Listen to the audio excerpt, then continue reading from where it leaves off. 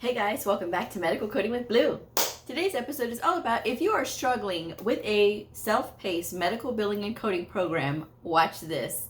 If you are brand new to my channel, welcome. I am Blue, I'm a medical coder. Okay guys, so you all know that I always use the comments and emails that I get as inspiration for my episodes of the week. So I talk about this quite a bit, about like self-study and how to study on your own. I've done multiple videos on my channel about the sequence and the timeline that you should go. And I still get the emails of, Blue, I don't know where to go. I'm overwhelmed. I'm trying this self-study program and I'm not learning anything. I need help. So we're going to get into how to sort of get out of that struggle. Okay, so here we go.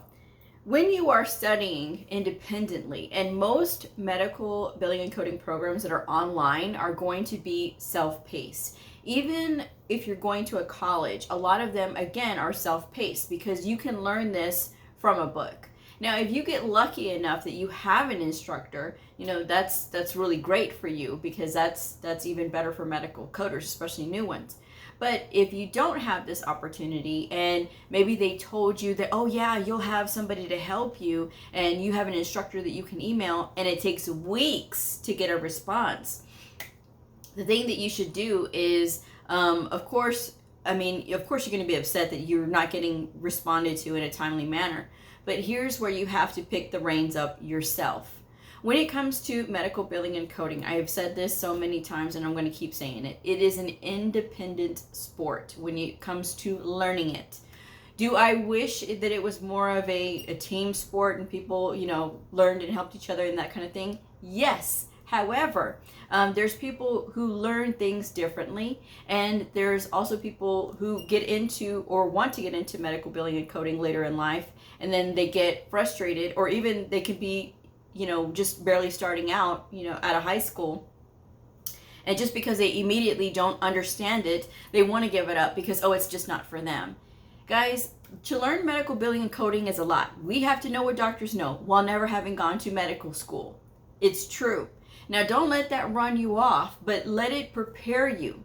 And when you are studying independently by yourself, you need to set yourself up on a study schedule. You need to be studying for no less than 20 hours per week. And I don't want to hear that you have a full-time job and you got a family. There's a lot of people who get into this and who are successful now because they have families, they have kids, they have all of these things, they have a full-time job, and they still manage to squirrel in that 20 hours per week. It takes discipline. The more time you spend with it, the more you're going to get familiar with it. But you are never going to get familiar if you don't start spending that time in there and actually doing the studying with it.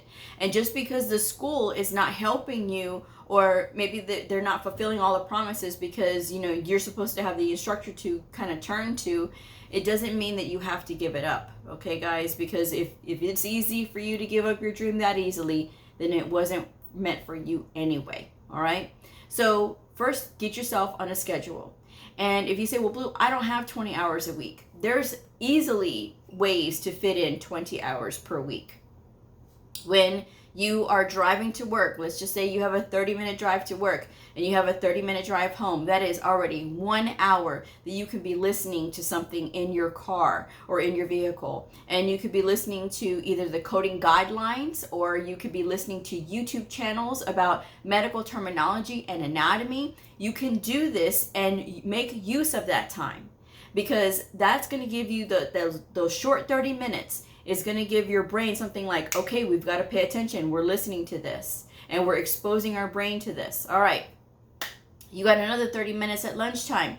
That's another 30 minutes. You could be using flashcards. You could be doing anything, or you could be watching videos on your phone about anatomy again, or medical terminology. That's already an hour and a half that you've got all of that study time in there.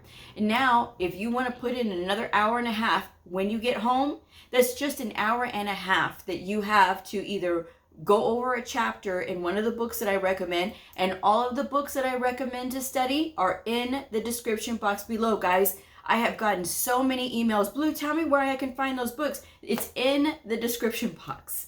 It even has the affiliate link that you don't even have to click because the title is there. But you can check the description box, and those are the books that I recommend. The AHA, the AHA, the ICD-10-CM and ICD-10-PCS Coding Handbook with the Answers. That covers your diagnosis coding. And if you are sitting for the CCS or the CCA exam, it also covers ICD-10-PCS. If you are taking one of the outpatient medical coding exams, the CCSP or the CPC, you can skip over the ICD-10-PCS portion of that book, okay? But there are answers in that book, and you can go over the diagnosis part. There's scenarios in the back of that book that you can go through and take the time to do the practice. But you have to do the practice in order to get good, okay? And having that discipline of getting on a schedule like that, where from 7 to 8, I'm going to be working on my studies, or from 9 to 10, or whatever the case may be, whatever time is best for you, then you need to fit that in there. But get that time in, because that time and devoting the energy to focusing on this is really what's going to help you get ahead, okay?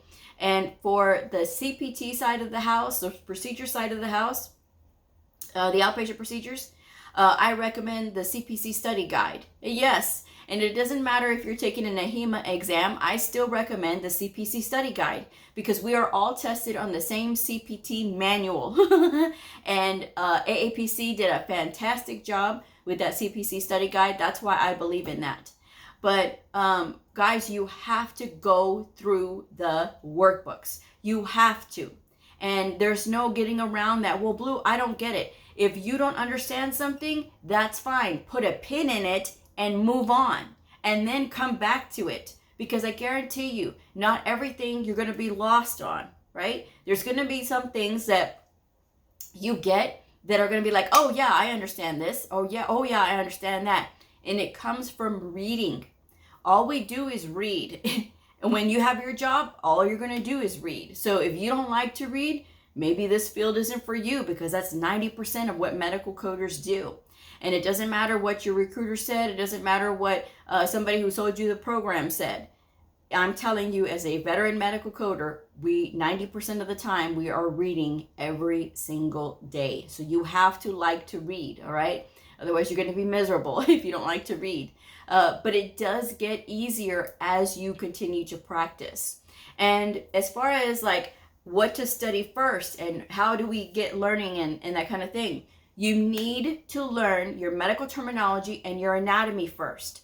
You can learn either one first, but you need to learn those two before you start trying to get into the coding side. Because yes, while there's all HIPAA and all these other things that you got to learn as well, you're not going to know and understand anything on the coding side if you don't understand medical terminology and anatomy. And it takes time to understand that. Doctors and nurses and everybody else, they get a long time to be doctors and nurses, okay? Doctors get 10 to 15 years to be a doctor. So they got 10 to 15 years to learn their anatomy and medical terminology. We get 9 months, 12 months, or 18 months, all right, if you're in a good sized program. Now, I always tell people, you need at least 9 months. I know the AAPC program is 8 months. That's totally fine. It's a little fast, but it's okay. You can still, if you're being diligent on your studies, you will be able to learn during that time. But guys, you have to kind of take off that hat of, well, no one's teaching me, because sometimes people get into this hamster wheel of no one's teaching me, I can't learn this. Okay, your brain is saying, okay, we can't learn this. And you want to sit there in that thought process of no one's teaching me. No one needs to teach you, guys. You can teach yourself when it comes to this. But if there's something that you absolutely don't understand and your teacher is taking forever to get back to you, then you need to reach out and find yourself a mentor or find a tutor who can help you. All right, there's a ton of tutors on LinkedIn. I'm a tutor myself. My rate is in the description box below. In order to book a session with me, you got to email me. Again, my email address is in the description box below. So if you are looking for some help like that, you know, again, it's out there. That information is out there. But there's a lot of tutors on LinkedIn that can help you as well. So maybe that's something that you need to kind of do for yourself, as far as like get somebody to sit there and explain it to you one-on-one. And maybe it may just take one session to kind of help you with your questions. But again, you have to have a path and you have to have some kind of direction. If you are doing this on your own, I have that independent study video that I put that link. Every single video that I have done lately, I've put that video link in the description box below. When you click on it and you click to the description box of that video, it will break down the weeks and a timeline in order to get through studying. And I have it broken down like by medical terminology and anatomy and learning HIPAA and learning medical billing and all that other good stuff. It's all broken down. So that way you have some kind of roadmap in order to go on. But no one is going to sit here and spoon feed you on how to do things, guys. You've got to get in there and start learning on your own.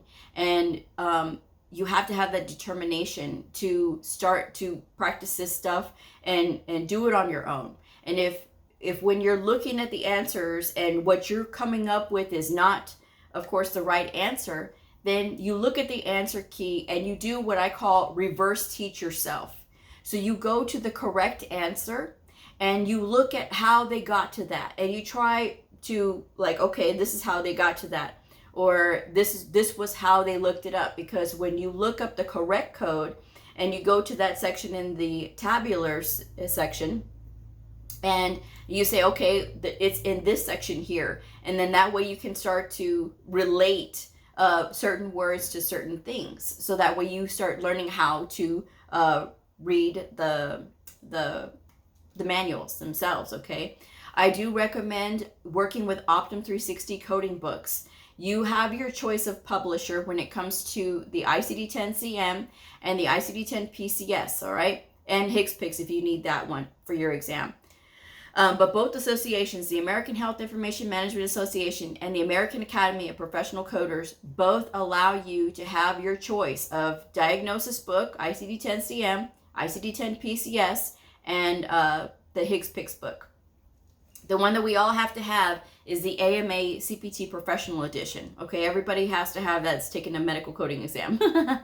And for the ICD-10-PCS, Optum 360 has two versions. They have the flat spine, and they do have the spiral bound. The one that you can use for AHIMA is the one that is spiral bound. Okay, so just keep that in mind. And they do have the books with the ISBN specific numbers on the AHIMA website. If you're looking at the candidate hand guide, same thing. If you are taking your test with AAPC, they do have the specific ISBN numbers listed on their website for the approved books. So I do recommend that you check that out.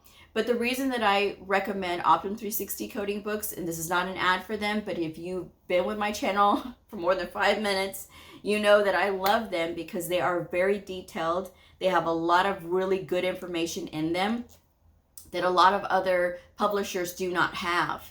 So that's something that you can use to your advantage because again, these books are approved. If you are taking the CCS, the CCA, or the CIC exam, and you want more practice with ICD-10-PCS coding, in the back of the ICD-10-PCS book of the Optum 360 ICD-10-PCS book, it does have Appendix M, which has a whole list of all the procedures, hundreds of procedures that you can look up, and Appendix N, like in Nancy, has all of the answers. So this is another really good practice for you to get comfortable with that book. It is a very comprehensive quiz, so that way it will help you. But that's what you have to do is practice, practice, practice. You cannot get frustrated because you don't understand something right away and you don't have your instructor to sit there and explain it to you. These books are meant as, you know, a self-study guide. You know, the ICD-10 and ICD-10-CM and ICD-10-PCS coding handbook with the answers is very comprehensive. I like that book. It's very user-friendly for brand new medical coders. If you are using Bucks, I personally do not like Bucks because The way that Bucks words their scenarios, to me, is a little advanced for brand new people. But when it comes to beginner, user-friendly, we're just barely starting out, that American Hospital Association ICD-10-CM and ICD-10-PCS coding handbook with the answers is the way to go. All right. That's just my advice anyway. There's a ton of places where you can get cheap books. abebooks.com, abebooks.com is a very good place to pick up, discounted books for medical coding. You certainly don't have to go to Amazon. You can go anywhere where you find books. All right, guys, but the information is out there, and it does take you getting on a schedule so that you can get that discipline, so that you're not sitting there spinning your wheels and struggling. All right. And sometimes people say, well, Blue, I'm just not motivated. Guys, no one's going to sit there and chase you for your dreams. Your dream is not going to chase you. You have to chase it, okay? So that's just the bottom line. And there's a lot of people that want things to be given to them in medical coding. That will never happen. So you have to get that discipline in yourself now to start, okay, well, I'm getting bored with the books. Let me watch videos on YouTube on medical terminology or anatomy, or some study tips, because Medical Coding with Blue has a bunch of study tips on her videos on her channel. But yeah, you can watch things like that, okay? Anything that's going to change up your ability to be able to learn, it may help you to grasp it a lot easier, okay? So that's something that you have to think about. You have to work through that. But again, don't sit there and struggle in silence. Find a mentor, find a tutor. And if you have to spend a few extra bucks, it's just to benefit you, okay? I'm not sitting here trying to sell my services, because like I said, you can go to LinkedIn. There's a ton of them there as well. But sometimes that's what you need, all right? Because like I said, not all medical coding programs are going to be as hands-on, and sometimes it's all about selling a product, and that's what they do. They sell products. And, that's just what happens. But it happens to a lot of people. But again, it's not a reason to give up. And it's not a reason to say, well, I just don't know what to do. I'm telling you now, get yourself on a schedule. Study no more than 1 hour at a time. Because if you study over 1 hour, it's going to burn you out. I mean, it's really easy to say, I don't want to do this, when you are going for long stretches at a time. All right, guys, you want to take the time to break it up. And so that way you are taking care of yourself. You're not getting burnt out. You're being consistent with the time. If you study for 3 hours every single day for 5 days, then that means you have 5 hours left on the weekend that you can either break it up over Saturday and Sunday, or you can just do it all in one day. Again, breaking it up 1 hour at a time. And so that giving yourself a break in between. So that way, again, that you don't get burnt out. If you want to give yourself a day off, that way you're not having to go through all of that, okay? You're not having to burn yourself out and you want to give it up, all right? You spent the money to get into the program, get the most out of it, and so that way you can continue on in your journey. Because I do believe that if you chose to do this, there was a reason. And hopefully you wanted to get into it for the right reasons, that you wanted the challenge, because that's exactly what this is. It is a challenge, but it's not impossible, guys. You just have to not give up, and you have to not let it knock you down before you even start. All right. So change up how you're trying to learn, be consistent with your study times, be kind to your body and to your mind. Don't stress out. If you don't know something, skip it and move on. Come back to it later when you're ready to confront it again. All right. So that way you're not just sitting there just like, okay, I'm just stuck on this question and I can't move. You don't want to go through analysis paralysis in your head, right? Because, oh, you're overthinking it now. Because that's what gets a lot of students too, is that they overthink. So don't waste energy being struggling. All right. Just say, okay, I'm going to put a pin in this and I'm going to move forward. And that's all you can do, guys. But you have to just keep going, because again, if it was that easy to run you off, then this wasn't for you. But I believe that you can do it. If this is truly what you want to do, you'll find a way, and you'll find a mentor, you'll find a tutor who can help you. I'm just saying. So I'm gonna wrap this one up. Thank you guys so much for joining me. Stick with it, and I will see y'all next time. Like, subscribe, and share. Bye.